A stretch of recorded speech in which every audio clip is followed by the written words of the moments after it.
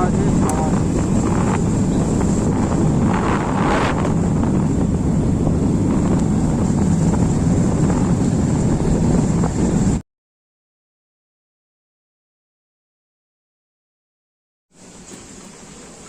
Hello বন্ধুরা, আজ চলে এলাম এই কুমোর পাড়ায় প্রদীপ কিনতে।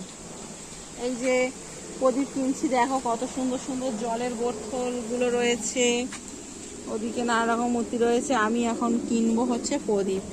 আর এদিকে রয়েছে জলের এগুলো ফিল্টার, মনে হয় গরমের সময় এতে জল রেখে খেলে খুব ভালো লাগে।